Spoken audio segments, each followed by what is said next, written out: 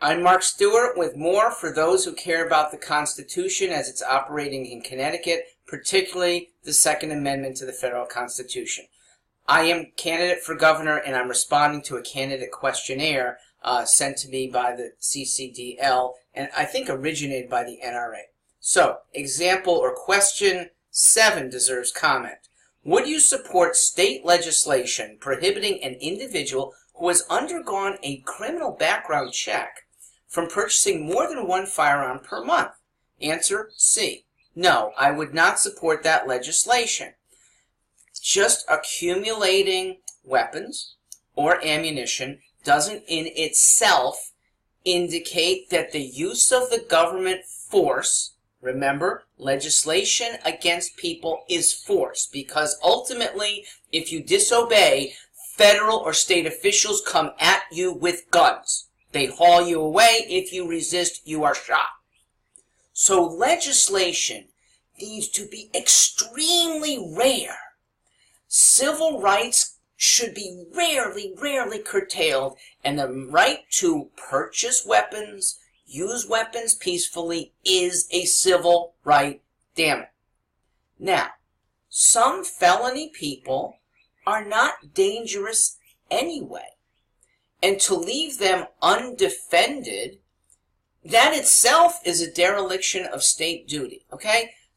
Maybe somebody feels that he needs to protect against thugs in his neighborhood and wants to show this is a heavily armed place. Buying 3 pieces of weaponry, buying lots of rounds of ammunition, I have no issue with. Now, I would encourage, however, private reporting of any individual who sees or is suddenly buying lots of stuff.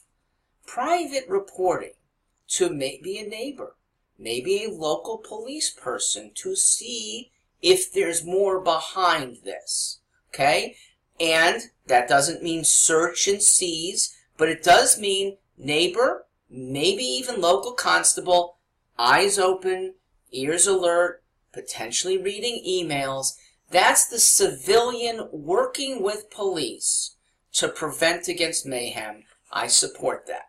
The next question, the answer is actually similar. 8 says, would you support legislation restricting the type or amount of ammunition a law-abiding citizen can purchase? I remind people, the answer, no, I would oppose such legislation. Legislation is force. Until somebody does bad or is clearly plotting evil, we stay out. Citizen monitoring is not a bad thing. I do have a respect for privacy, but unless you want to live in the woods, privacy's out the window. Okay? I know this grates against some people's sense of personal privacy and even the Fourth Amendment, but remember, as much information as the government might start accumulating against you, Google, AT&T, Microsoft, Russia, they know just as much if they really want to. My prescription, don't do bad stuff. Don't cheat on your business partner.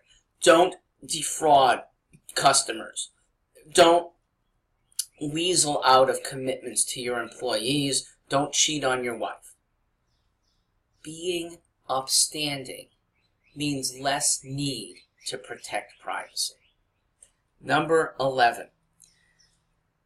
The legislation repealing a state law that says if you fail to report the loss of theft of a firearm, you're doing something wrong if you knew or should have known about the loss of theft. Once again, legislation is a serious matter.